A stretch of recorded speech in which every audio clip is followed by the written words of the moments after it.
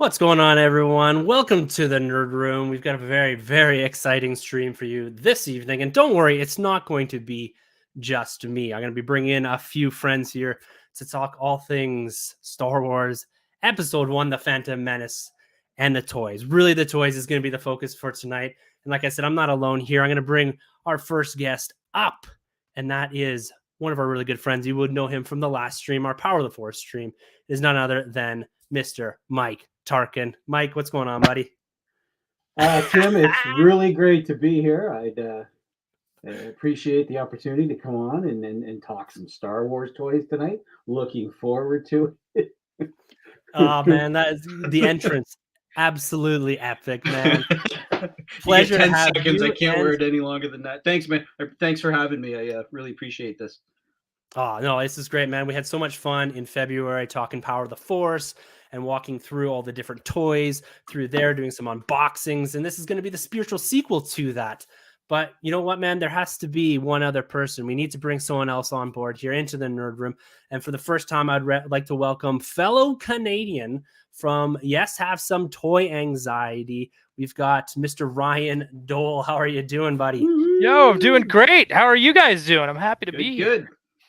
Absolutely fantastic. I appreciate you, Ryan, dropping in here. You're, like I said, a fellow Canadian toy collector, a lover of all things Star Wars Episode 1, the prequels. Man, we're here to celebrate. We are. And what's great is that now we can talk to, it's finally nice to talk to people that are Canadian about collecting, because we collect on hard mode all the time, right? Everyone gets to do their pre-orders. Everyone gets to get their targets at a certain date. We don't know if a Target exclusive is going to be a GameStop exclusive. Is it going to show up at Walmart? It's going to show up at Toys R Us. Yep. And we don't even know when. They just kind of magically appear, and they're also magically sold out. So there's either 8 or 10. I think it's 8 announced figures that we haven't even heard anything yet. I have a little folder of when are these coming, and we haven't heard anything on those yet. So yeah. And then sometimes you get the opposite, where we get like a whole store full of the exclusive, but nothing but the exclusive, and we can't get the regular figures we need. Right. And then we have to put up with comments from even Canada got them before us.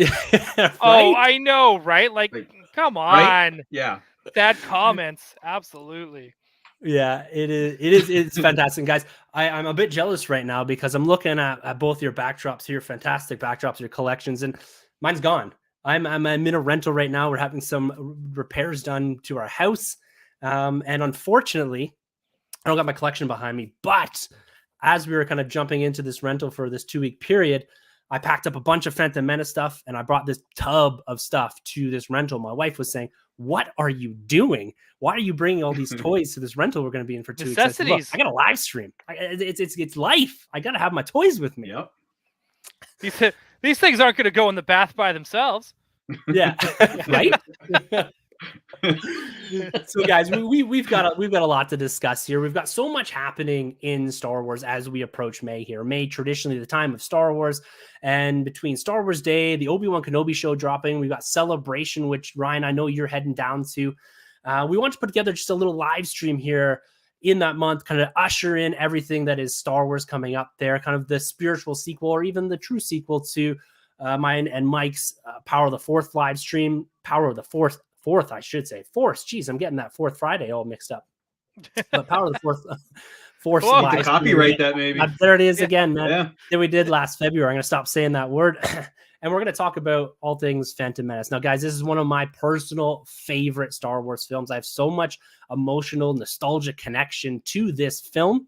And it goes all the way back to 99. You know, as a 14-year-old kid, Star Wars was a big thing for me at this time. I had just seen the special editions in theaters. I just started collecting Power of the Force. And then, boom, here comes a brand new Star Wars film. After 16 years of waiting, I fortunately didn't have to suffer through that, because this is kind of like my big introduction couple of years. But before we get into the toys and showing off some of the stuff and doing a few unboxings, let's talk about personal experiences with this film and the love for it. You know, did you guys go meet Joe Black to see the trailer? Did you kind of won around the Water Boy or the Siege, or did you get some of these figures going into in 98, the Prelude stuff? So Ryan, kind of give us some insight. Talk to me a little bit about your experiences with the Phantom Menace, with the film itself, before we jump into the toys.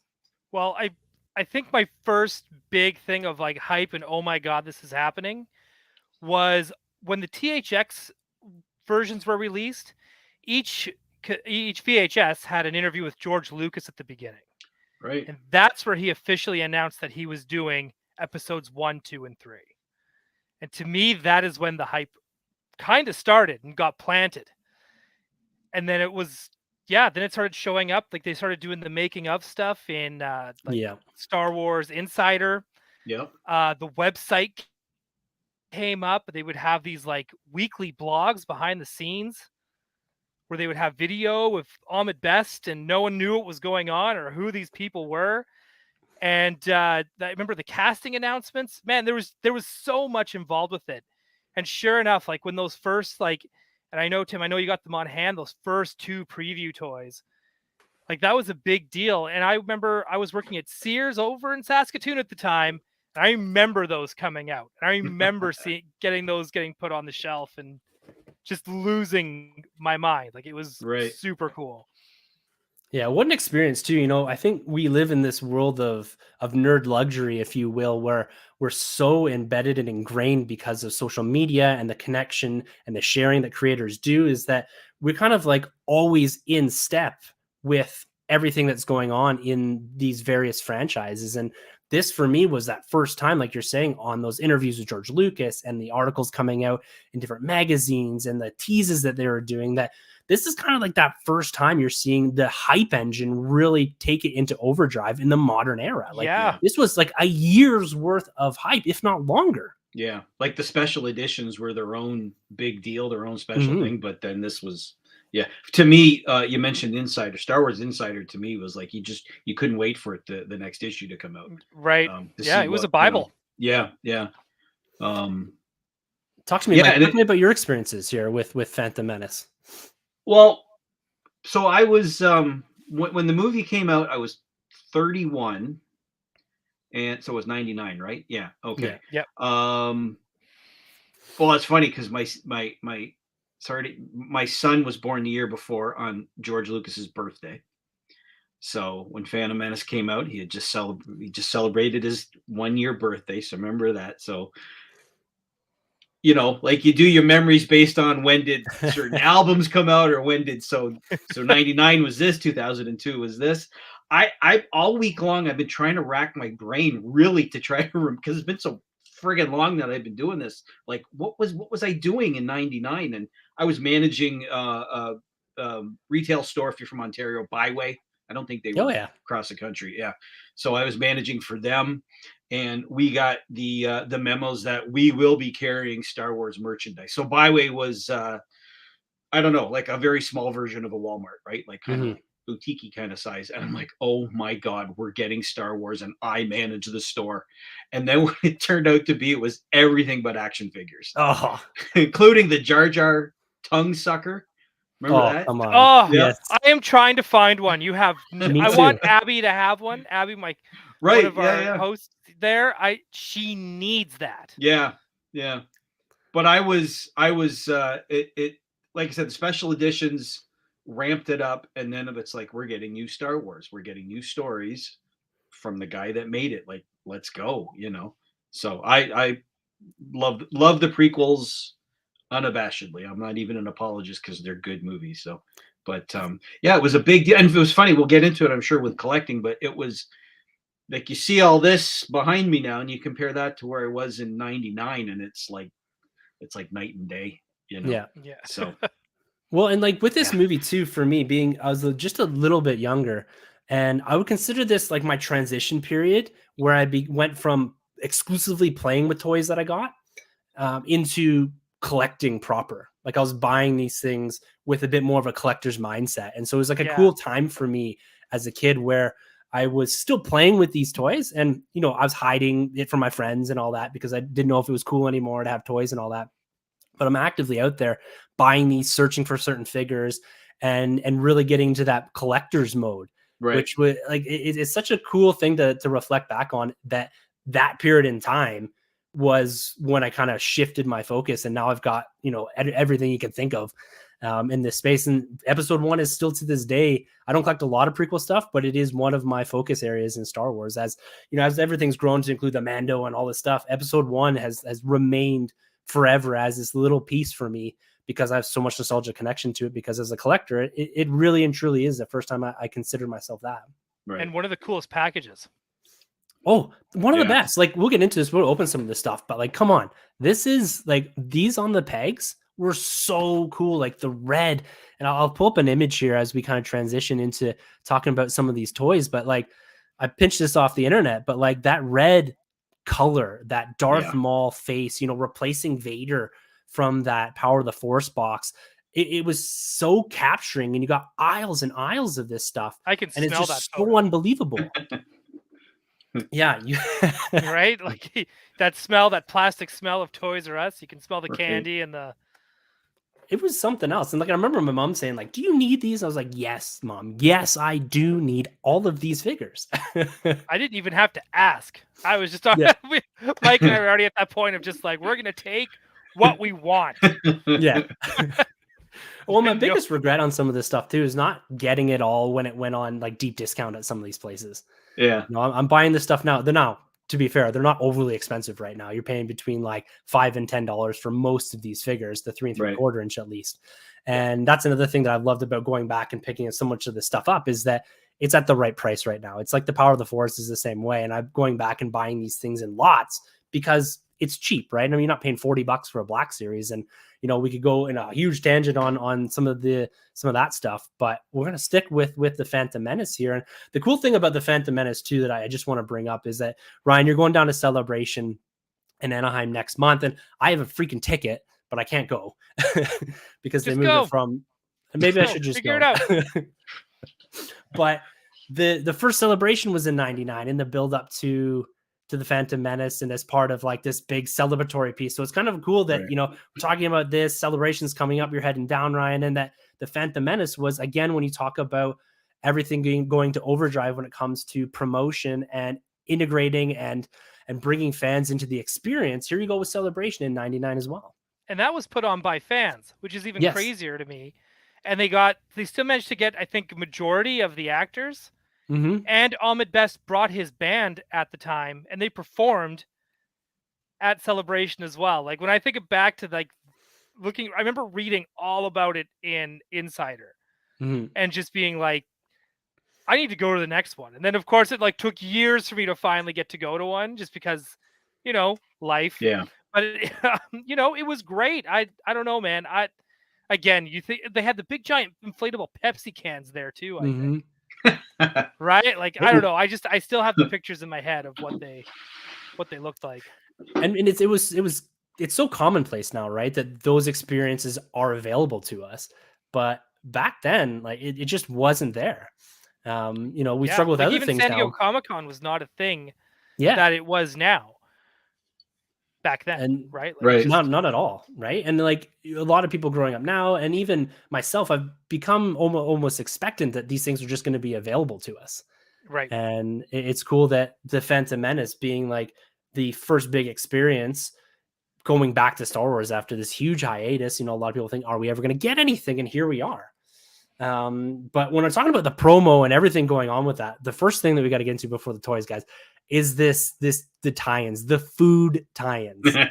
Like, come on, like you had the trifecta here of restaurants, your Pizza Hut, KFC, and what was the other one? Taco Bell. Taco Bell, man, that was mine. Oh yeah.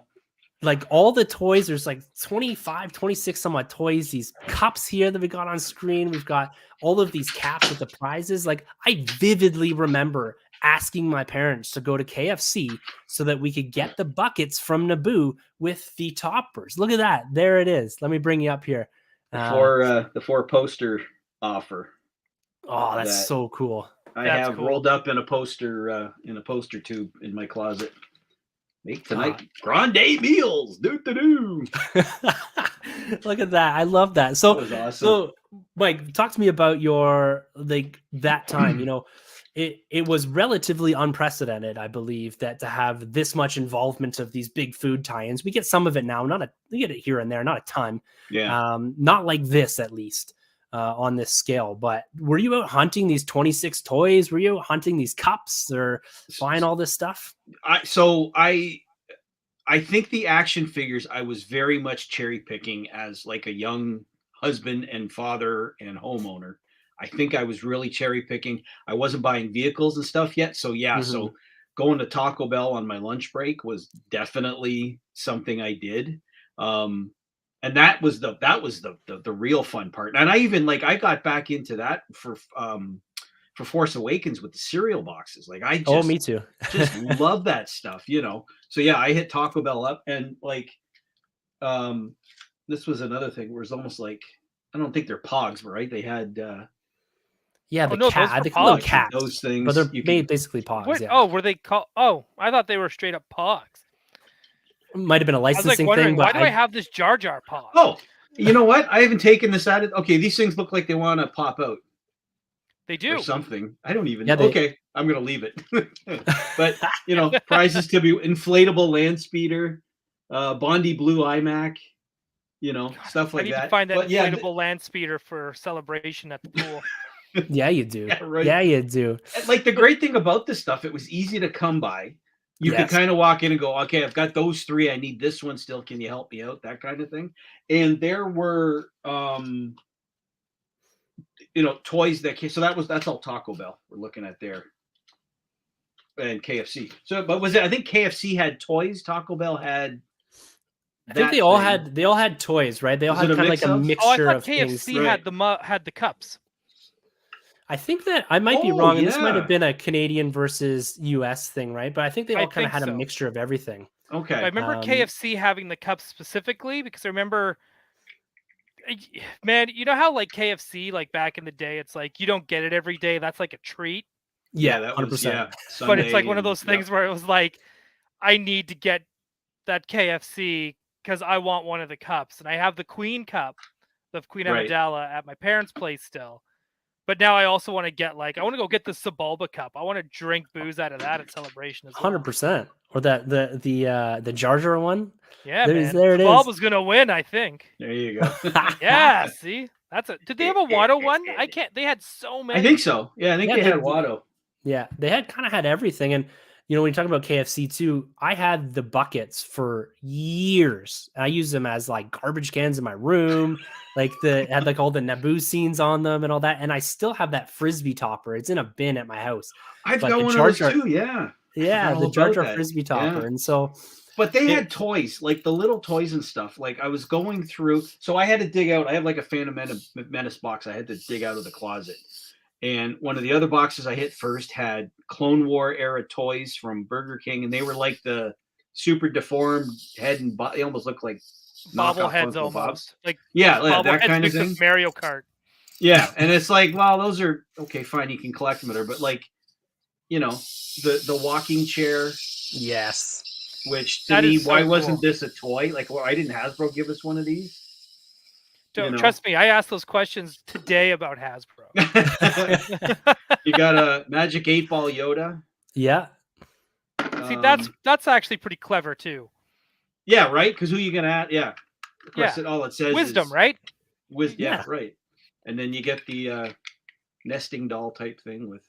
Oh, that's cool. So, these were fun. They were really, really cool. Well, and I had the squirter Jar Jar too that you get submerged and he squirt out his mouth.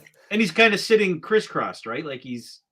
Yeah, there's and it's a weird. I think there's a couple of Jar Jar ones, but it was a weird. It's a giant plastic mold and it just squeezes at you, and it's a little water toy. But the fact that they put the effort into making these functional things, and they're all different, right? It's not just they're all squirters, right? You just showed off 3 different things there. Yeah. That are wildly different toys. They came in the little boxes, right? The little cardboard boxes that show up on Kijiji all the time. Yeah. So, but again, that's that's part of that whole Star Wars is new again, and everybody jumped on board and went all in. It seems like nobody cheaped out. No, there's no corners cut there, right? Because it was meant to be the biggest thing ever, and it was substantial. but like the amount of stuff that's still kicking around the internet, like I oftentimes go on eBay thinking maybe I will just invest in all the Taco Bell toys or all the KFC stuff, or maybe do I need to get all these lids from KFC? And you know, the thing that's cool, it's all, there's so much of it, it's still so accessible. Yeah. You know, 20 some odd years later, right? I won't lift the whole box up, but I got. Come on, man! Look at that. Oh, there you go. Yeah. Sweet. So Pepsi, right? Mountain Dew, the whole series. I Now, mentioned working at Byway, and I was like kind of looking in the cases and seeing which ones they had. And there was some sort of Japanese exclusive with those cans. There was a gold Yoda can, I think. Yeah. That was really hard to find, apparently. And there was like Pepsi toppers, like the old 600 milliliter bottle caps. Oh, okay, right. Had toppers as well that were little figurines, almost like the ones you would get now at the theater when you buy one. Yes, right. One of the special edition cups. Yeah. It was, and like I'm such a sucker for cans like this. Like I more recently, both with Avengers in 2012 and 2015, they had the Dr. Pepper tie-in cans, and I went nuts for these. And this is one of my Phantom Menace, you know, quote unquote holy grails, to have that whole set. And you know, I believe Dengar Dan, Mike, has a full set of these displayed on his wall. Yeah, I remember scrolling through on sandcrawler.net. I remember scrolling through your rooms and that periodically because I love toy rooms. And I remember seeing that in the wall being like, oh, I'm so jealous that he has that. Yeah. With the carrying case or the display case. Yeah, that you sent away for. Yeah, that was impressive. Well, the great thing is too, right, one of the biggest collectibles from you know, the vintage days was the Burger King glasses and the Burger Chef glasses, right? So between the toppers, right, the big cups with the toppers and the cans, it's like that's just like what, you know, what the old generation collected, my generation collected. It was like, I'm there for it. Yeah. And it was great because like you're not, it comes with the meal, you know, it's not like you're going out and hunting for this stuff and trying to afford it. You got to eat lunch. You might as well go to Taco Bell or KFC, you know, that kind of thing. So it was a riot. It was just, And like, like you said, the packaging, you cannot discount that. It was fun. Darth Maul, you know, look to it because you figure you're coming off of what Power of the Force and right from Power of the Force. So you're talking the green cards by that point. So then you get this just blood red, like who is this guy? Like it was so awesome. It was just such a great look. It was very striking, and it was I love them. I do. I'm right with you 100%. Those packets, because at that time too, we didn't know who he was really, and it's just like, if this guy is just here to make toys, they nailed it. Yeah. Well, and like let's talk about the toys here. You know, going through this movie, we all had great experiences with that, and then these tie-in things that build the hype, get you going. But before even all this came out in '99, back in '98, as we're kind of getting towards the end of Power of the Force, we're getting towards kind of more of the inclusive. What was it, Mike? The cells, the freeze frame cells that we had in Power of the Force. Then you get into, then you grade into the flashback photo that kind of changed, that was trying to connect up the OT to the prequels and kind of making that bridge inside of the toys.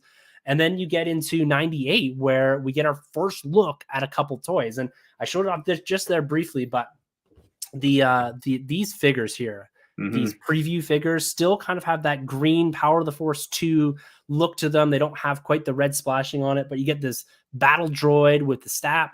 This here is literally one of my favorite figures of all time. Right. This is my old, I had rebought that, but this is like my old one with the stands all faded and that, and just like the functionality behind it. And like you got the missiles that shoot, and it was so cool to see something brand new. And I remember seeing this just packed on shelves, being like, what is this? And then you have the mail away. You have the Mace Windu. Like, who is this guy? He's got a lightsaber. We've only ever seen a few Jedi before. This is really cool. Like this was part of that machine that was building up. And the fact that we got these figures like a year out from roughly in '98, at least 6 months out from all of this. Did you guys, you know, really get into this? Like, you know, Mike, I know you kind of were at the like collecting Power of the Force. This has even got the Power of the Force name still on it, right? You know, we're not quite into episode 1 yet, But like, what a way to kind of build off of the energy of the back end of the Power of the Force and into the Phantom Menace. Yeah, and like especially that stat. There's such a like we never saw packaging like that. No, Ever. You know what I mean? Everything about it is new, and except the sort of greenish background and the logo, and it like takes. It's like, okay, I'm a collector. That looks like the stuff I've been buying. But like the safe thing would have been somehow get R2 and 3PO on there. And they just to me it was such a ballsy move the way Phantom Menace could have been any movie. It didn't even have to be Star Wars. And like it just, but yeah, like that packaging alone. And I think I've bought that thing 3 times. Yeah. I bought it when I bought one to open and one to display. And then I, opened the second one and then rebought it because it's just, it's so different from anything we'd ever seen, like it's almost like it's a display piece, like it's not sideshow collectibles, but it's something that says, "Ooh, this is important." And then to put that figure in. Yeah, right. Now, Ryan, you said that you remember these. You're working at Sears, you said, right? In Saskatoon, Saskatchewan, Canada.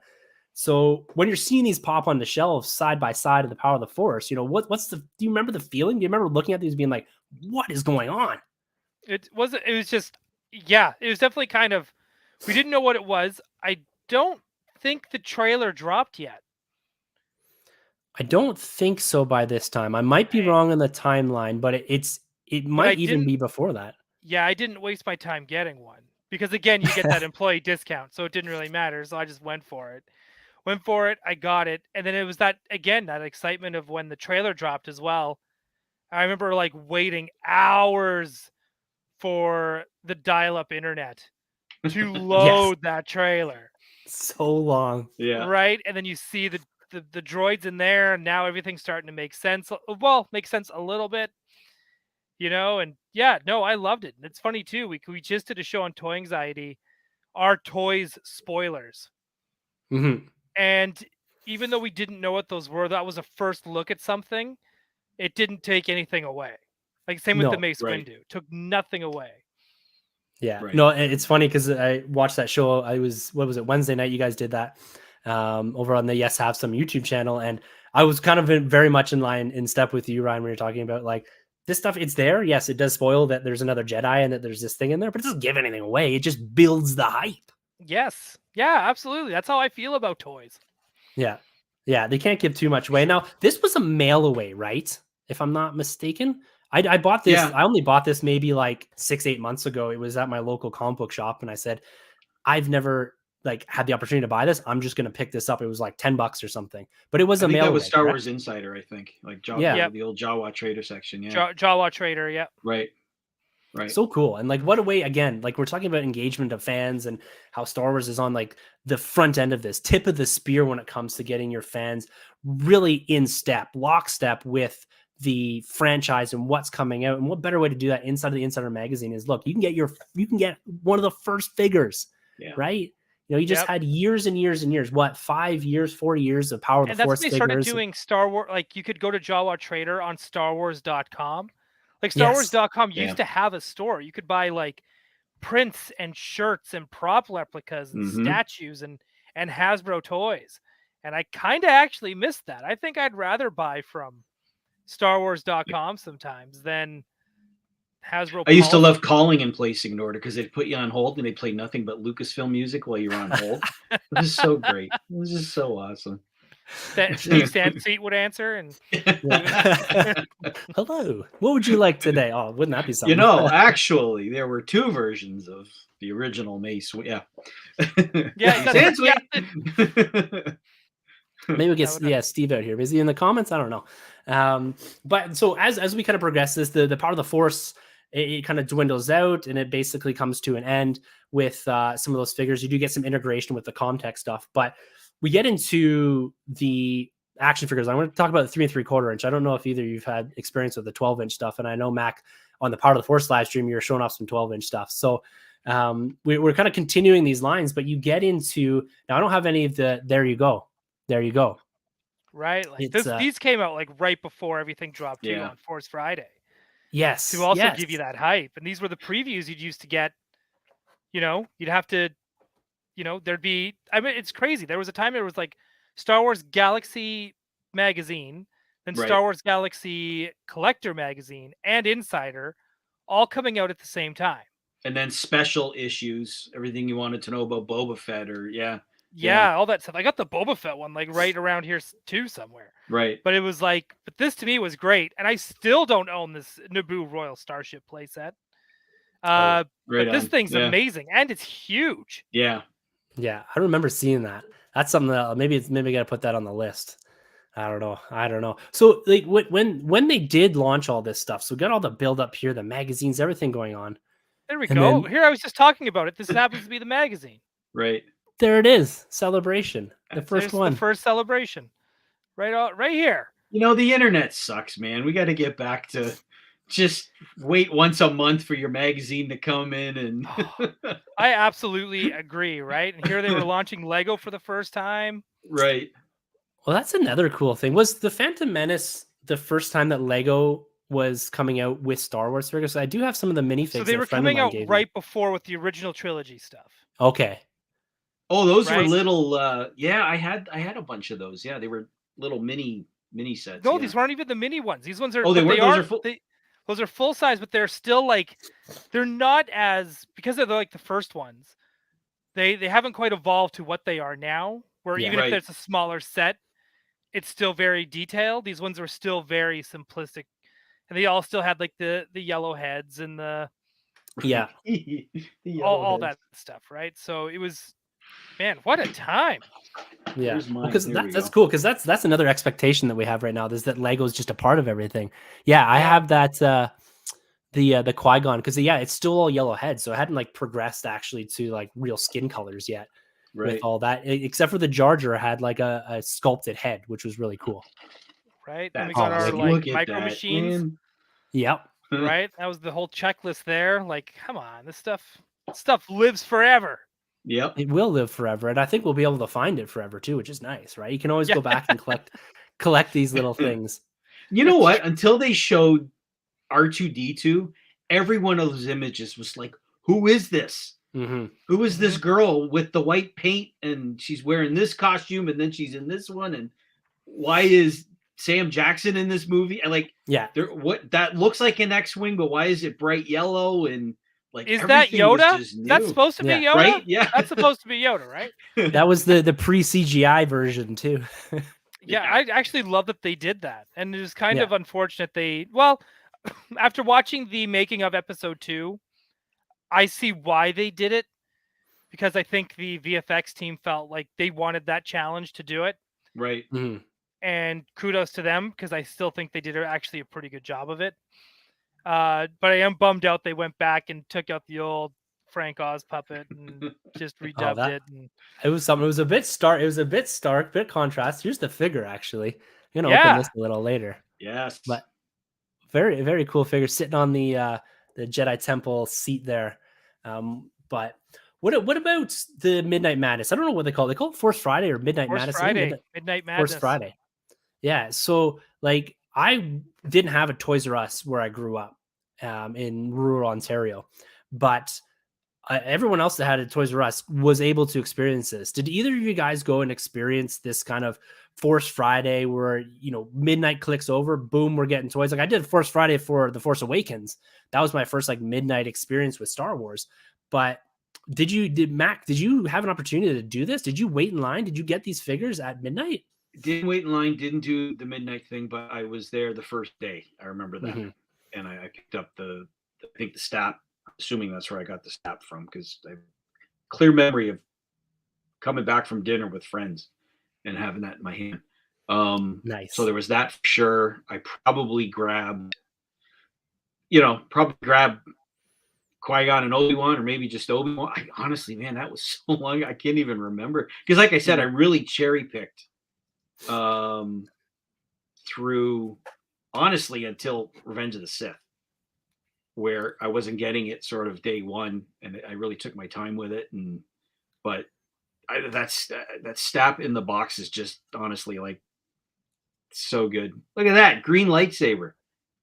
These are like honestly, some of my favorite figures of all time. I don't know if it's nostalgia, pure nostalgia, but like this Darth Maul, Right. like this was a pretty sought after figure at the time. Like you still Yeah. find them pretty conveniently. And then I have to say, this is my favorite Jar Jar ever made. Is from this version. Oh, Right. I still think this one's Yeah. Is my that favorite. with the big tongue? Yeah, I don't have that one, so I've never actually held that in my hand. But I can see that. I can see that for sure. So It's Ryan, beautiful. when you were picking up these toys, were you deep diving into this at the time? Were you cherry picking like Mac here? No, I went again, got it, like I was working Sears toy department. The Toys R Us was right across the street. And our Toys R Us in Saskatoon, I don't think it did a Midnight Madness, which pissed off a lot of fans. So I think a lot of them went there and to find out it was still closed. Yeah. Oh no. But a lot of them were coming in the morning. And I remember like going in the morning of the Friday, like after, the Friday morning of the release instead of the Thursday at midnight. And I had an employee discount. I bought the whole awesome damn wave. I came out with like all of them. But I got to look at them all before they came out because obviously we got them in the store with the big letters of do not put out on, until this date. Big deal, right? Big hullabaloo for it. And I remember like my boss being like, they're here. Let's open them. We have to open these cases. Amazing. Now. Right? And I was like, okay. Someone watched the till. I got to go to the back with, and sure enough, we're like just going through like, what the fuck is Gazgano? Like it was. And then did you take fun. pictures of them with your phone and send them to Yakface? Is that what happened? Oh my gosh! Could you imagine doing that? That's exactly what would happen today. Yeah, right, 100%. Right. The thing so I found with as more of the waves came out, it's funny, right? The biggest, right? The whole complaint of it's the most boring opening ever. The trade dispute, blah blah blah. So, Tim, you like the Obi-Wan and the Qui-Gon. Those are your boys from back then. These are I like looked my at them actions, and went, well, why do they look like Uncle Owen?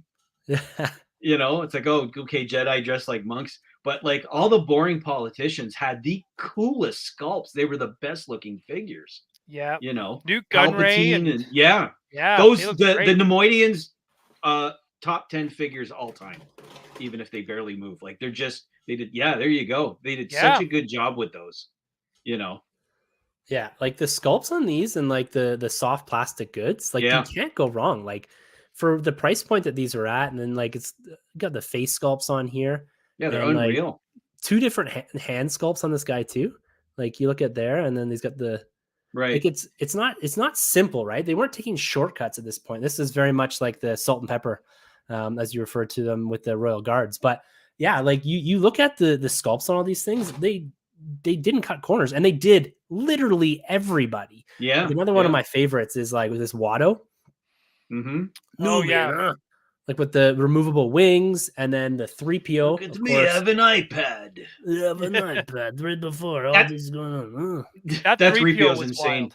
Yeah. It has no right to come out in 1999. No. This is really cool. Like I love this when I first saw it. You're like, what has happened to 3PO? For anyone watching with us live now or watching with us later, I already suggested to these guys, download the My Toy Box app. And then you can actually just scroll through and you can follow along with everything that's ever awesome. I gotta come out. That. And this is just the episode so 1. Cool. Yeah, they got all the exclusives in there, 2 packs, 4 packs, 5 packs, you name it. They got it all in there. But yeah, dude, these are all the aliens look great. The Droidekas looked great. The pod racers looked great. The Captain Tarpals is another one that stands out as a very beautiful figure. Yeah. The cloak on Darth Sidious, where it actually had like the pattern, like that kind of crosshatch pattern on it, just it had such a good job. Yeah. You know, it's funny though. I'm looking at Jedi Temple Archives listing, and wave 1 was 1, 2, 3, 4, 5, 6, 7, It's 8, 9, huge. 11 figures in the wave. 4 of them are battle droids with different deco. That right there, like when you're talking about the battle droids, there's some like my favorite figures too, right? Right. And that's on top of the one that came in the preview because it's a different because it's got like really loosey goosey arms, so it can fit on the sap, right? And so it doesn't have issues with the arm bends and all that. So it's got kind of a weird. So they've already put out 5 battle droids by this point in the collection 1 too, right? So you talk about army building and all that, and to give But like they did another variations. good thing with army building. They released that whole first wave as 2 packs with the character and a battle droid. Yeah. So even if you wanted to bypass just getting one figure, like just one figure, you could just go and just army build and finish your set at the same time. Right. Yeah. Yeah. Like, they thought about everything, Mac. Yeah. I mean, it's so there's, I think it counted 11 or whatever it was, 11 or 12. The same as the very first wave of the Kenner figures, right? The original 12 or whatever. And you grab these for a kid and they can sit down and act out all the action scenes in the movie in one shot. We'd be screaming now, how dare they give us 4 different decos of battle droids? But look at that list. It's Anakin, 4 battle droids, Maul, Jar Jar, Obi-Wan, Padme, and Queen Amidala, and Qui-Gon. There's the movie. Yep. You show that to a kid. Whoa. And like Queen, this one too. Yeah. Like even like you're talking about the pattern on the back of Sidious, very similar here too, right? Right. Where you've got like sculpted into this like soft rubber. You've got patterns in here. Like these, honestly, these are some of my favorite figures of all time. And what were they, like $6.99? How much were they back then? They weren't a whole bunch. They might have been in and around there. Yeah. I think it's $6.99, $7.99. Right. Yeah. And then one of the cool things that came with every single figure, which was, I can't remember the exact timing, if the Phantom Menace was the first one to do this or if it was the Power of the Force contact stuff, right? So you've got like this communicator that's shaped like that. And then you pop it on and you've got sounds from. Right.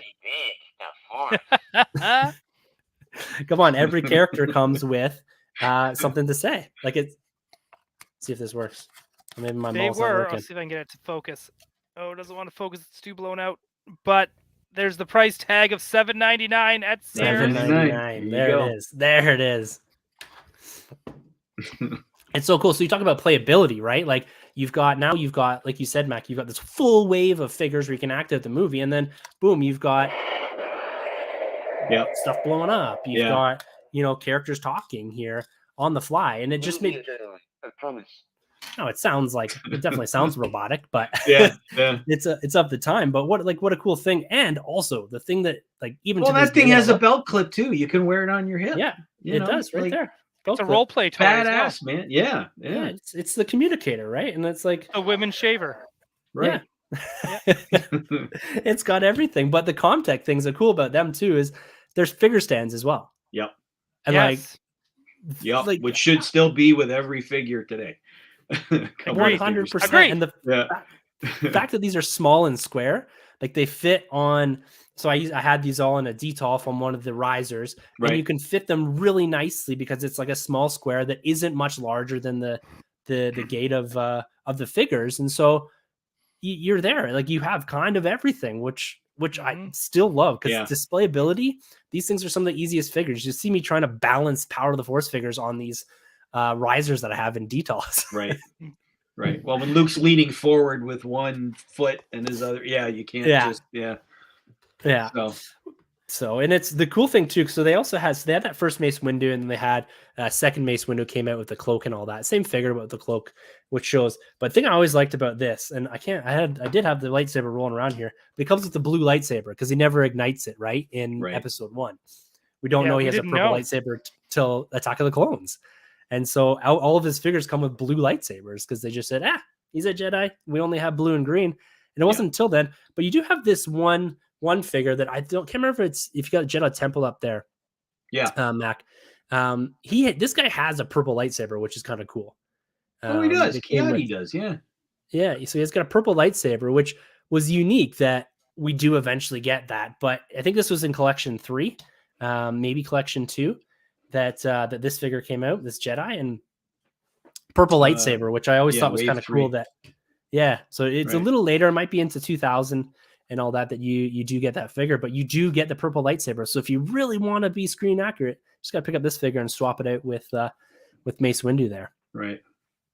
So what I'm going to do here, as we're talking about these figures, you'll have to excuse me. I'm getting over a real bad head cold, but I'm going to pop open a couple here. I've got this Yoda, and I've been literally sitting on this, Max, since our last live stream. And so I'm just going to pop this open. I always like to do a little bit of share and unboxing on these live streams because it's kind of cool. Let's unbox some figures. I'm gonna unbox with you. Awesome. I'm gonna unbox TC14 with serving tray. Whoa! Oh, the best! Oh, beautiful! Right, I bought this out of from Forlom to Zuckus's trunk a couple weekends ago. He's like a drug dealer, but with toys. He opens his trunk and he's like, "Hey, how much junk does Jake have in his trunk anyway?" Yeah, it's like, oh, you wouldn't believe it.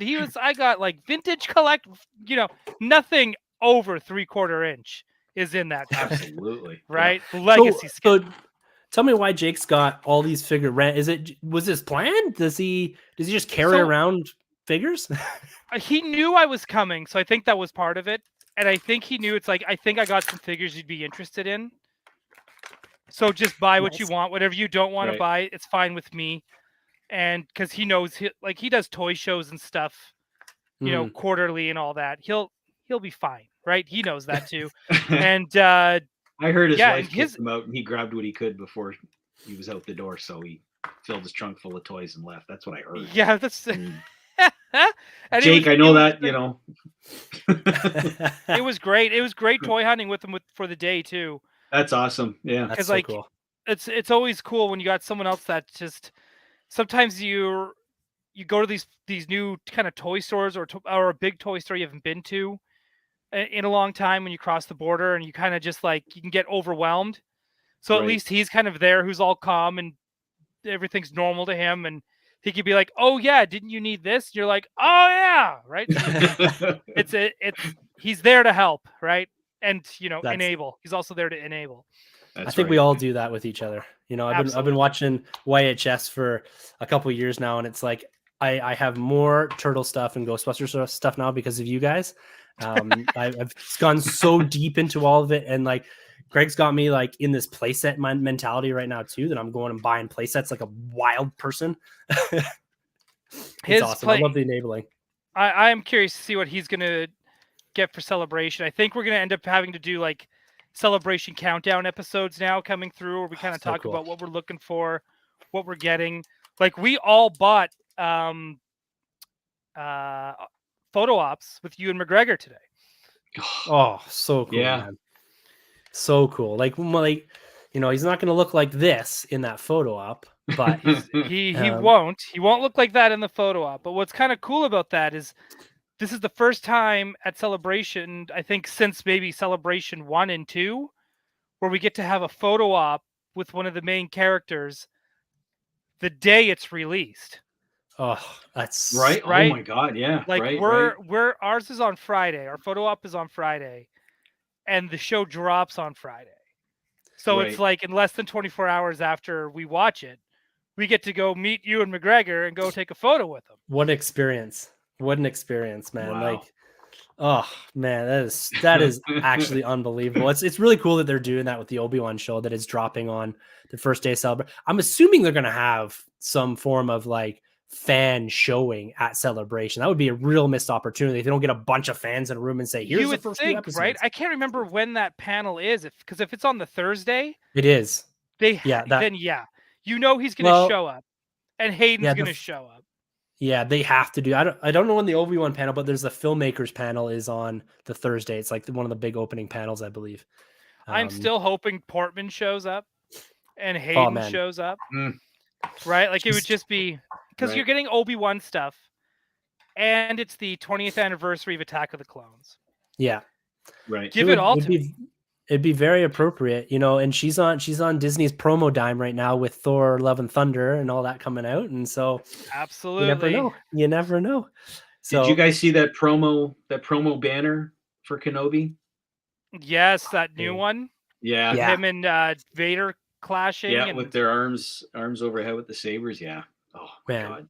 It takes you back, right? Like, and it's so cool. Like, there's moments like this, like when we're looking at Obi-Wan on the cusp of it here and what that could bring, and it's the same kind of experience that with Phantom Menace. If I can bring it around to this, is like we get the origin story of both Obi-Wan and Anakin in this. The origin story, like, and where it's eventually going to build to something, and you get characters like the one you just showed off there, Ryan, and also this Yoda. Like, we're going back to it. And the cool thing about this Yoda that I never realized, it's got like ball joint arms, so it can fit on this chair. It's not just like it's because in the absence of that, it won't fit on this chair. But boom, you sit it there, and he can put his arms up and around the chair.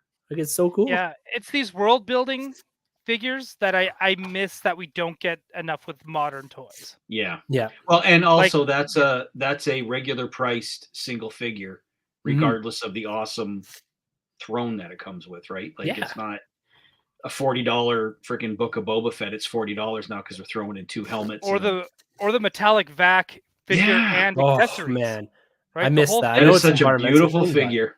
Yeah, you need extras of TC-14, if only to put one in the Tantive 4 playset. To be that non-3PO that's walking behind them. Yeah, that's such a great looking figure.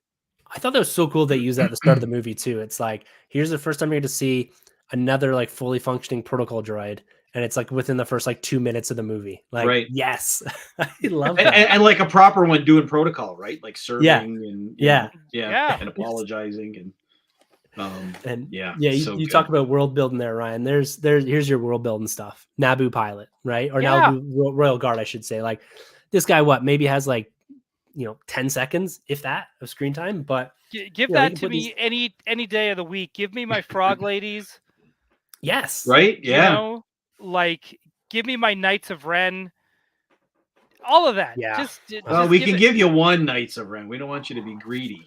Yeah. You can get two Funko Pops if you really, really want it. Yeah. Right. Ren. Like, it's just that's what I think I love about like this era of collecting all the way even up through Clone Wars. That whole like 1999, like, or even earlier if we're gonna go like with Power of the Force and Shadows of the Empire and Power of the Jedi and stuff.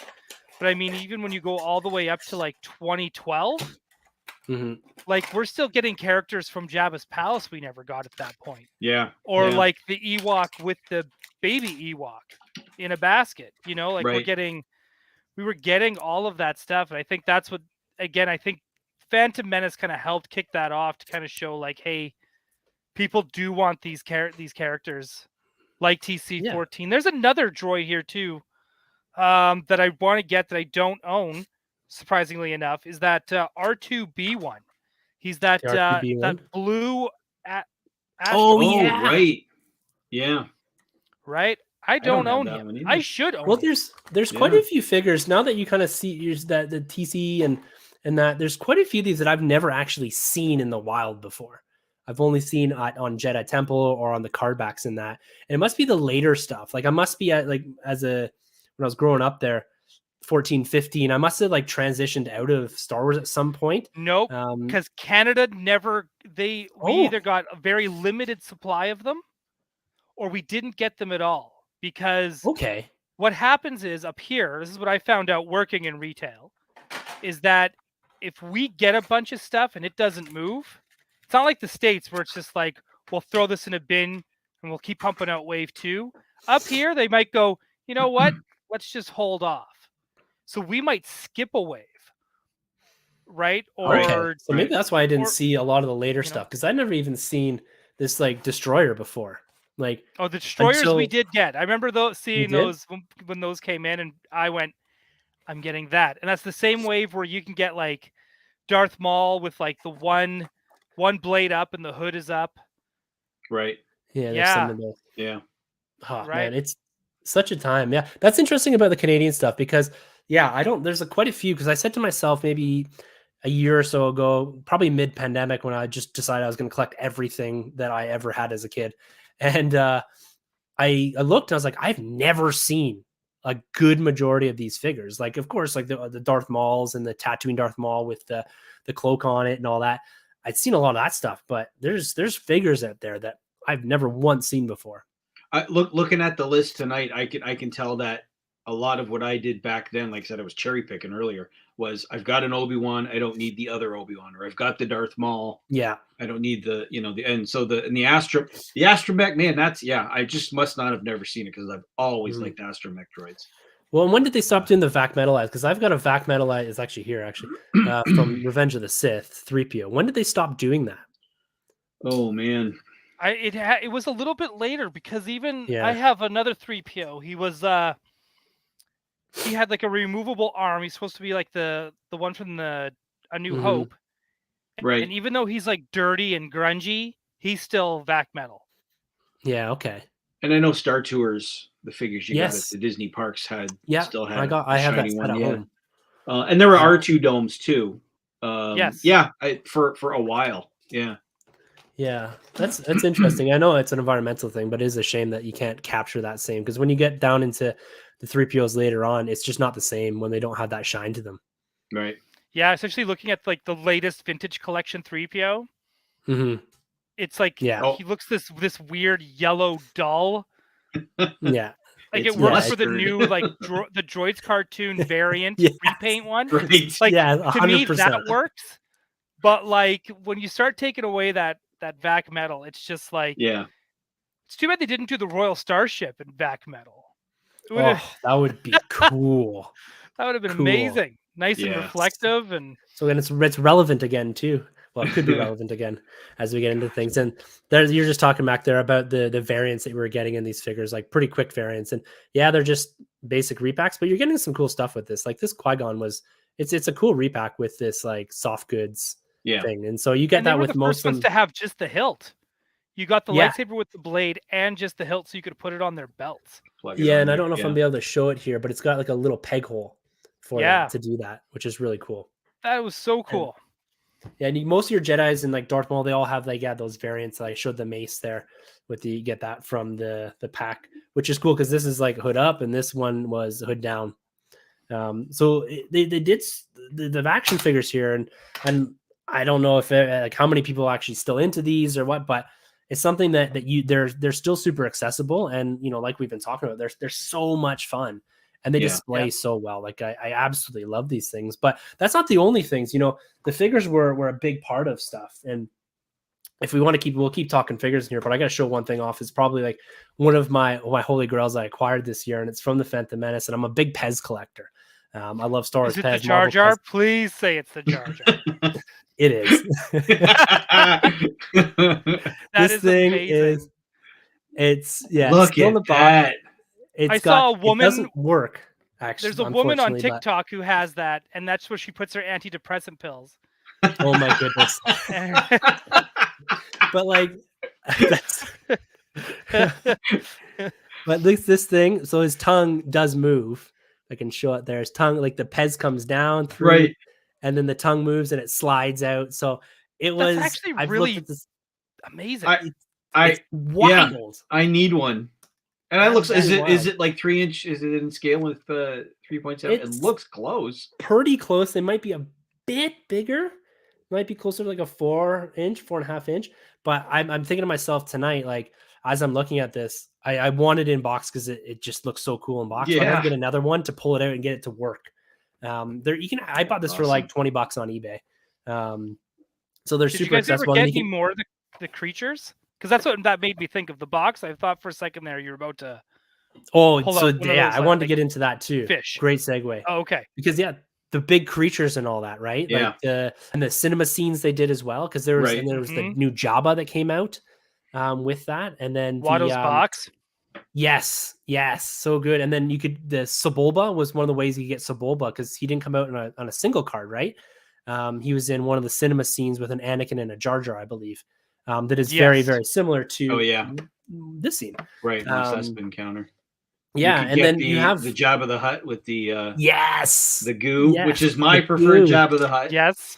So I don't know, I don't have that. That's another one I've never seen because that came on a card, right? The Jabba. Yeah. Yeah. Did it really? Yes. Yeah, it did. You're right. Yeah. Yeah. Oh, that's gross. Oh. Yeah. Lick it. Those are so good. And what's the one right now that's become super relevant again with the Obi-Wan show? It has that creature in it with the long the snout. Eopie. Yeah. Is that what it's Yeah. called? That came with Qui-Gon Jinn with his It poncho. did. Yeah, it did. Because I've been actually there's someone locally here that has one, but that all of a sudden wants like $50 or $60 for it. And I said, I'm not paying you that much for it. Oh no, But, keep looking, dude. Yeah, for sure. Oh no. I would Yeah. I offered, like I said, I'll pay you like $10 per beast pack. I think we might. I don't know how big it's going to feature in Kenobi, but I wouldn't. I could see Hasbro putting out something like that, especially if it's an existing sculpt. Yeah, like in the just 6 kinda scale give or it a better- the 3 3/4 inch. For 3-inch. Yeah. Sorry. Yeah. Yeah, And where I were think- those creatures all throughout Book of Fett? yeah, Yeah. Right. Come on, Bit guys. of- Consistency. Let's Yeah. do yeah. Bit of a miss there, but yeah, that was another cool thing because that was the cinema scenes picked up from Power of the Force. Because they were doing those there, and I like that with the cinema scenes, you did get a couple of repacks, but you also got new figures in them. Right. Like more exclusive figures, like with the Sebulba. Sebulba, I think, came with a pod racer as well. And then you got some of these beasts with the packed in figures, and the figures were different too that were packed in. They weren't like direct repacks of what you're getting on the pegs either. Right. Well, one of my the holy Waters grails Pops is the one. 2-pack. Yeah, with Graxol. with that Graxol and that weird-looking- Twi'lek, that red Twi'lek, and Right. Yeah. So good. Now when you're talking about pack-ins too, because Foden Bead I think came with Jabba too, didn't it? Yeah. Yeah. So there might have been 2 ways that Jabba was packed, one on card and then one in a box with Foden Bead. I'm not sure on that one. that's the 2 different ones. Are they Yeah. One 2 you're different thinking ones? of Okay. that comes with Mr. Two Heads. Yeah. He's that one had like a spitting action for the gong. You put the it had that frog weird, in his mouth, and he shoots Yeah. him. I'm going to drop a link in the chat for you there, Tim. You can. Yeah, I'll pop it up here. You can... There we go. So that's okay. Now that's what I think the one with the plug in it was the one that came on the card. Let's see if I can find here. But yeah, so do you have any of the beasts? Do you guys have any of the beasts, or was that something that didn't quite make the cut at the time? But now looking, I want that Famba with the shield generator and Gungan Warrior. Yeah. Oh, I want good. that. And I want Yeah. 4 of them. And I'm going to make a coffee table that looks like the shield generator, and that's what's going to hold it up. And run lights between around. Yeah, the exactly. 4 of See? them. Now Yeah. we're cooking. That's the way to do it. There we go. I've got the OPC killer, I think is its full name, which is the big fish. The big giant fish. My son loves there's always that a thing in bigger the tub. fish. Yep. I got to bring that camping this year. That's the only one out of the. I'm a little bummed out they never came out with the sub. Oh They didn't come out with the sub. With the maybe in smaller scale or something. Right? They did. They did for like Yeah. Lego, and they did for Micro Machines. Okay. There's the that's the one that came with Foden Bead. That's blow up doll Jabba right there. Yeah. Oh, you are correct. Yeah, I need 2 of them. And check out the like that. Foden bead. Do you recognize? So there's, as far as I know, 2 different figures of Foden bead. This one has the pre-movie version. This is the one where they just use the actors' heads. Oh, really? What? Yeah. If you click on, Let me see if I can get an actual. Yeah, Look because at they just that. call it the 2-headed announcer. yeah, So let's see. I'm working with one screen here, so I don't know exactly what I'm sharing. did I not send you the right?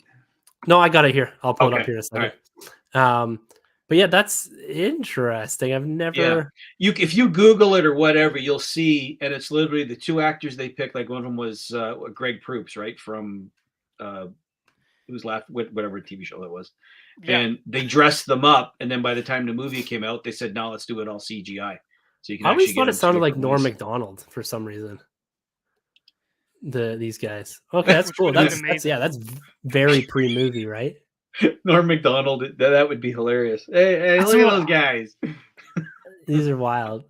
There's like a That's kid. crazy. He's it's crazy. So this would have to be one of the few things that wasn't like right away. as because everything else is pretty spot on, right? It's not like you're getting like a lot of concept stuff. Yeah. For this, and that must have been one of the few ones. And because even the Jabba too, when you look at it, it looks very much like the Jabba. Like they had that Power of the Force one, right? And this one very much looks like the Jabba of that time, which is kind of cool. Right. Like it probably was the same bottom piece, and they made a Definitely. new top piece, right? Like it's. And you could also get the Kadu, which is like that more duck-looking thing that Jar Jar is riding on during the battle. Yep. Yeah. And they came out with weapons packs too, where you could get the catapult. Yeah, that was another really cool thing that they did with this. I got a picture of those up here actually. The weapons packs and like all these sets, right?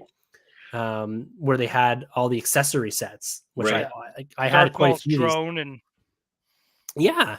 This was like really cool supplement to the action figures. Like, and again, going back to the idea of world building and building scenes and all this, like this stuff was wicked to have as a kid. Yeah, so good. Like you get that little yellow, I think it's a cleaning droid is what it is. Yeah. That's what it looks like. It's so great. Yeah. I did a dirt wash on one of those and it's so perfect. It just looks so great. And then it's basically Qui-Gon's poncho. And I've seen people take that poncho and put it on clone troopers. And you get like a Tartakovsky version of one of the clone troopers. It looks really cool. Yeah. I'm buying everyone I see at Celebration now. Yeah. Yeah. Well, these things, I don't see these that often, those accessory packs. And I don't know. The droid one I've seen, the droid one, I was rescuing them. Like I think I ended up with 3 of them in one shot. Yeah. Because people look at them, they go, "That doesn't even, what is that from? I don't want that." So they're always cheap. But no. But that's cool though. I like that they do this because I would have been one of those kids that would love these because then you can expand your own stories. Exactly. Yeah. Right? Yeah. And I love that kind of stuff. It's like very G.I. Joe. It's very G.I. to Joe. me, right? Where it's now it's action adventure. Now he's camping. Now he's, doing whatever. But even they did the same thing with He-Man as well, where they'd come out with these crazy accessory packs and stuff. Well, and that's something that NECA's doing right now with the turtle stuff and all that too, that I freaking love. And I had to go buy a whole nother set of turtles just to put the head swaps on for the 1990s version. That's how they get you. They get me every time. But like you guys are saying, as a kid playing with these toys, it was for me, it was always like an extension of the movie. I was acting out the next parts of the movie with all these action figures, and the fact that you have all the stuff to supplement too. Yeah. It was just mind blowing as a kid, coming off of, I was the age of the Ninja Turtles and all that, which was a pretty wild time with Playmates and Ghostbusters and everything, and how Fast and Furious all that was coming. And then I get into Star Wars and you get this huge universe in front of you, with between all the beasts and the figures and stuff like this freaking Pez. And, I think we were talking just before, trying to get our hands on one of these guys there, Ryan, the Jar Jar lick pop thing. Yes. Everyone should have one. I've seen a few people buy them within the last couple of years, and that plastic thing or whatever it was, the candy, certainly doesn't hold up. But you don't lick it now. It's something I feel like I missed out on as a young adult. I want that on a t-shirt. We don't lick it now. Don't lick it now. We were supposed to lick it 20 years ago. But even then, like at the time, I wish I had a better picture of it, but at the time, right, it's like you're licking Jar Jar's tongue. Like you're making out with itself. It. Yes. So picture that, right? When you're making out with Jar Jar. Yeah. Those sweet, sweet kisses of Jar Jar. Yeah. Taste like candy. Big old tongue. So this is an action figure, but I mentioned when I worked at Bioweight, we got everything but freaking Hasbro toys. So do you guys remember seeing these? Yes. Those are the watches. Oh, yes. Yeah. So Anakin, you flip up his head, and there's I think, is it open? Yeah. So here's what confused me about those. So that was also a keychain. I can't get it out of here. There we go. So what were you supposed to do? Were you supposed to wear it as a keychain and then pull it out and then wear it as a watch? Or you can put your antidepressants in there. Put it on your backpack. Yeah, I never. You know what? Yeah, it's got to. Imagine walking around with that. Okay, that's. You know what? You put that on your backpack. You put your comlink comm chip. Right on my hip. thing on your hip, and you are styling Johnny, man. They Hey, had man. they had the backpack that looked like that. Yes. That looked like Tied an onion to my belt. That was the style at the time. Oh, so good. There's a watch. Oh, there we go. So then you flip his head up, and it's, what time is it, Anakin? Oh man, So, looks like a Lego. Yeah, they had that's just awesome. about everything, didn't they? In this, it's really cool to step back and look at all these things. And one of the other things that I want to pull, I don't know if we got any more figs or anything to show off, but one of the things that really caught my eye with the it was the last celebration. I wasn't at, but I had a friend that went there, and they grabbed these guys. They're talking about the card backs and how iconic. Oh yeah, I got mine hanging up. Right. These are like, I didn't get into the next run, like the Jabba and the Mace Windu and all that they put, because Jar Jar, Right.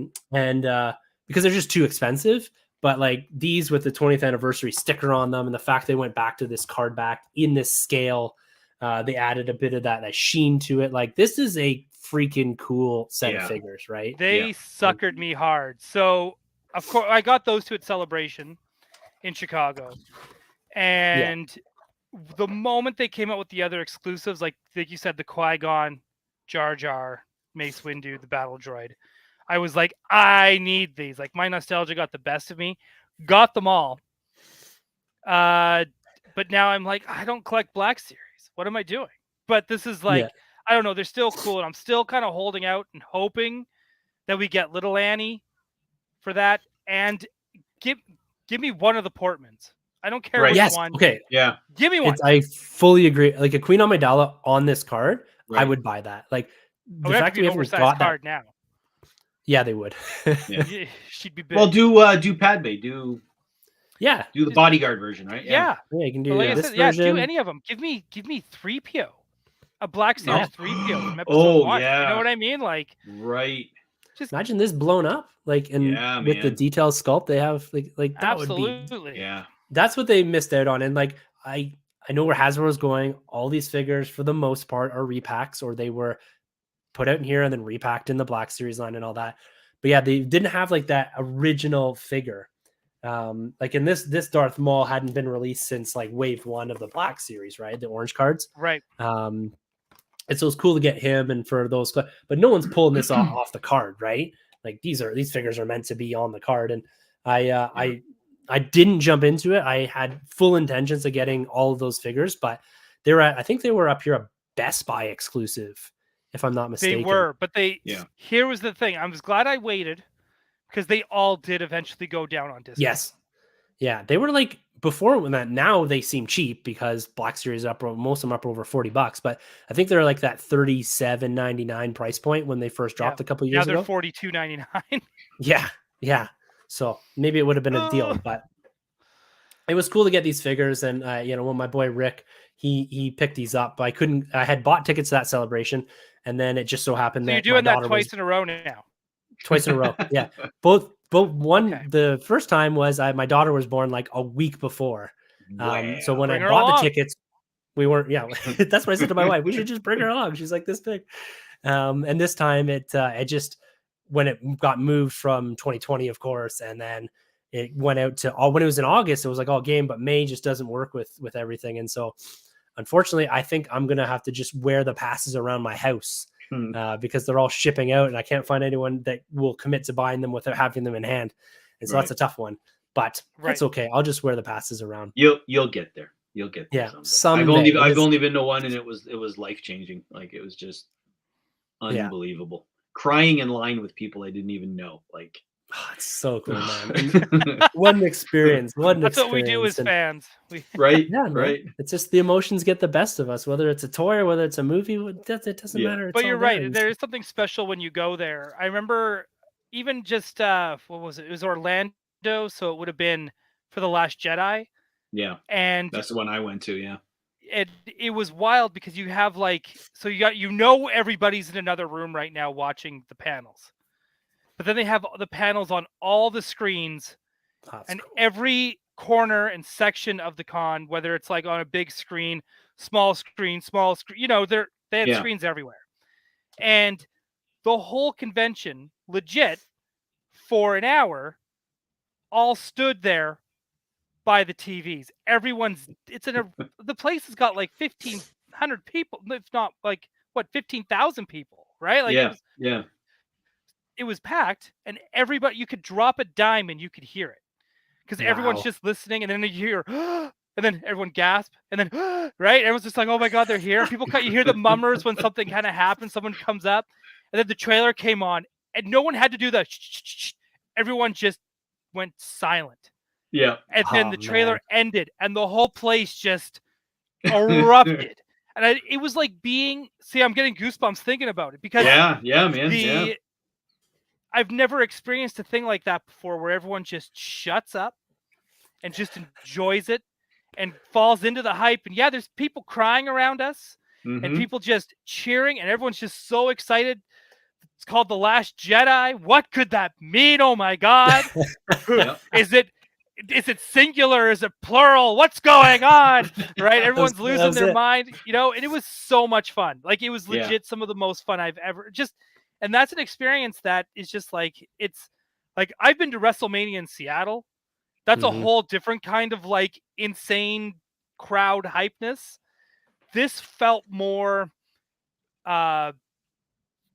personal, and just, you could feel like, just, I don't know, you hate to sound cheesy, but everyone's kind of like in tune with one another.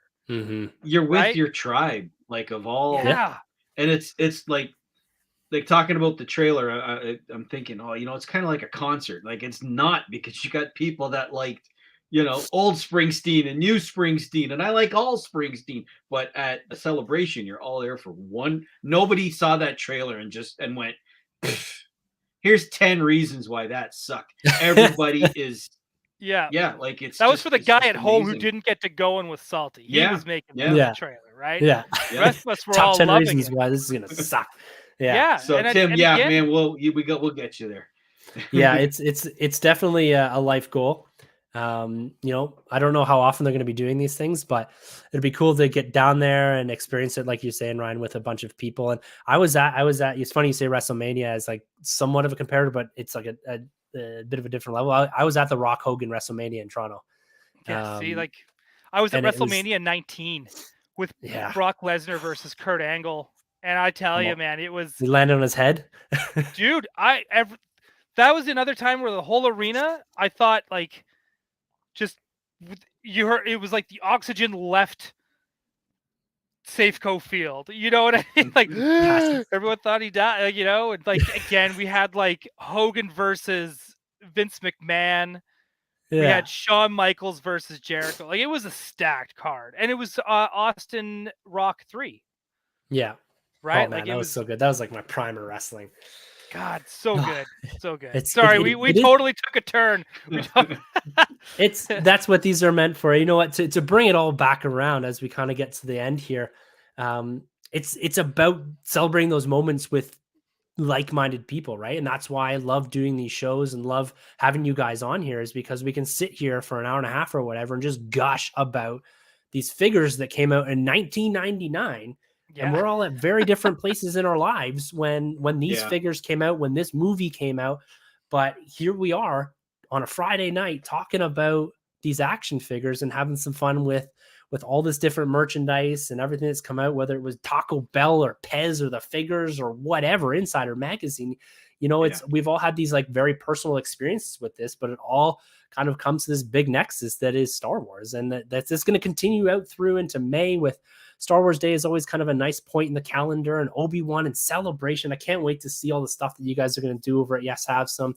Ryan kind of documenting all that and the vlogs that will inevitably come out of that. And now we got MikeTarkin.com back here. And so, Mike, you're going to be doing lots of stuff here in the Star Wars space. And, I can't thank you guys enough for coming on the show here, coming into the Nerd Room and celebrating Phantom Menace with me and indulging my need to talk about these figures and open some of the stuff.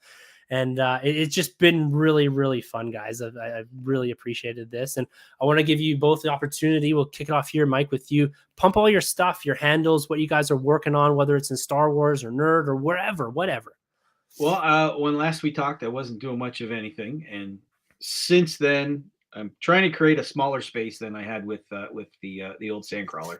So if you head over to a website called MikeTarkin.com, subtitle Star Wars in My Corner of the Galaxy, it's I decided I didn't like just tweeting or just posting on Instagram. I just wanted to have a home for stuff, whether it's pictures of my collection or my room. And I'm still on Hasbro's PR list, thankfully, so I still like to post when their releases and stuff come out. So haven't decided where it's going to go right now. It's kind of small. I'm posting some older content that used to be on the Sandcrawler. I've been working on my review of the Razor Crest. I've got about 185 pictures. I think I whittled it down to. And so I'm going to get that up there soon. Started with 350 and just, the thing's beautiful. It's just so nice. I don't think you can see it. That's behind me. And yeah, so it's going to be kind of like where I'm going to start hanging out again. And I'll be honest, like I was really just going to have, look, I want a place to send people. Here's my Star Wars room. And then hearing from listeners of the Sandcrawler saying, well, you're going to do Play Outside again. You're going to do collector spotlights, which were two really big pages on the old site. And it's like, thanks. Yeah. And like for me, especially for Play Outside, I'm sorry, man, Instagram sucks. The pictures are this big, So the idea behind Play Outside on the website was widescreen, like George would have wanted it, So if I can find the time to get back into that level, I'd like to bring something like that back. But there'll be something new, at least weekly up on MikeTarkin.com. And like, thanks for inviting me again, man, because this is what I needed at the end of the work week. So much appreciated. Yeah, glad I could have you here, Ryan. Pump everything you're doing, man. All right, so I'm on YHS Podcast. I'm on part of a show called Toy Anxiety. We also do like an after show thing for any of the Star Wars stuff that comes out as well. I think this one, I guess I'll just announce it on here. Hopefully Craig doesn't get mad. We're going to call it Camp Kenobi. That's going to be our big thing, for the after show. First one we're going to do, we're going to be at Celebration for it. They did not. They turned us down for a panel. We're not on the podcast stage. We're still going to do it at the hotel, which is fine. We're going to do whatever we want to do. Plus, we have tickets for Star Wars night at Disneyland. So we're going to do that there. We're going to film some stuff there. We're going to film toy hunts, all that stuff. But also on our YouTube, which is YHS Podcast, we've got Cardio, where Craig has been opening up like Star Wars Master something, right? Masterwork, trying to get them autographs, right? And he's been doing Cardio. He just put up a Filmation Ghostbusters playset review because he spent some big money on a very, very holy grail of a toy. Wild. If you love toys, you got to just watch that video for sure. Plus, they have the three, Jake, Abby, and Craig. Yes, have some Prime. They have their podcast that started it all. That's on there, and you can find us all on Spotify, on Apple, iTunes, whatever it's called. All that stuff. We're also on Facebook under Yes Have Some Group Therapy. It's a closed group. Any one of us will let you in. We have one big rule: no memes. We like to have conversation content only. And also, you'll find us across social media on YHS Podcast. And you can find me at Ryan Doell 31 across social media as well. So that's where you can find us. And we put out weekly and almost day. It's almost the point of daily, daily stuff on our YouTube. Oh, and Jake has Monster Island as well with Jay Key, where they talk all things Godzilla and giant monsters, and it's a blast to listen to because they sound like us, but they're talking about Godzilla. So it's really infectious when they get really into it and they're really excited. So I highly suggest checking that out as well. Geek Dad Life is also here. We do a lot of stuff with him as well. So go see Jay's channel as well. Yeah, it's been kind of really cool for me over the last little bit. Throughout the pandemic, mostly, like I found YHS, and then I found Toy Anxiety, and then I got sucked into Cardio with like watching him unbox all the cards. Like I don't collect cards at all.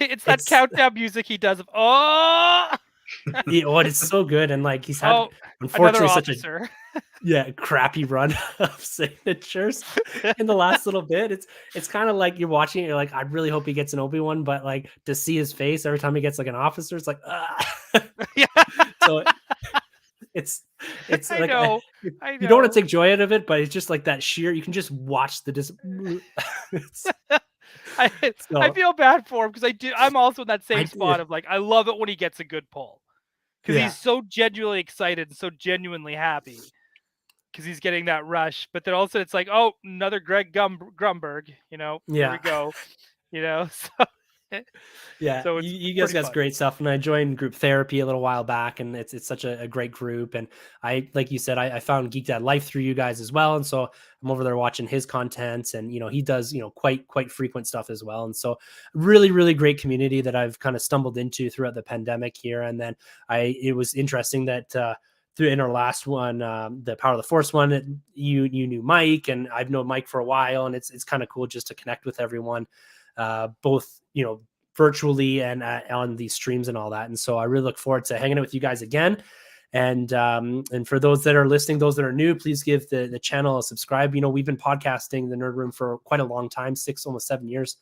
But we really just got into the YouTube stuff within the last 6-8 months, popping out some content here and trying to do more live streams and toy hunts and collection tours of all our different collections and all that. And so appreciate the sub and the like. Yeah, and it's a whole new side of things for us, and so it's and everyone's so welcoming and all that, and so it's been really cool. And as we try to build this channel from something really small, every little sub and like and all that really helps, and I'm having a blast with it. And so you can find, if you like tonight, hit that like button, folks. Yeah, and don't forget to subscribe. And if you guys start dropping those toy hunt videos, don't miss it. Hit that notification bell so that way you never miss an episode. There it is. I love that. So guys, you can find everything that we do in the Nerd Room over at nerdroom.net. Podcast drop. We're talking all things Star Wars, Marvel, DC, and beyond every Thursday. Our handle's there on the screen at the Nerd RM. You can find that on Instagram and Twitter. Instagram, we're dropping all the hunt stuff, toys, and all that. So just having a blast here, experiencing nerd, and we've got lots of Star Wars content coming up here in the not too distant future. And make sure to give both Mike and Ryan a follow and all their projects. Yes, have some MikeTarkin.com. Everything's great. The community is so welcoming and just an absolute riot. And so this is the time to be experiencing it with like-minded individuals that are having fun each and every day with it. So thank you, gentlemen, both. Thank you, everyone that's been watching, everyone that's going to be watching in the replay. Thank you so much. And, guys, thanks so much for entering the Nerd Room, and we look forward to having you back sometime soon. Yeah, thanks, Tim. All right, we'll talk to everyone later. See ya.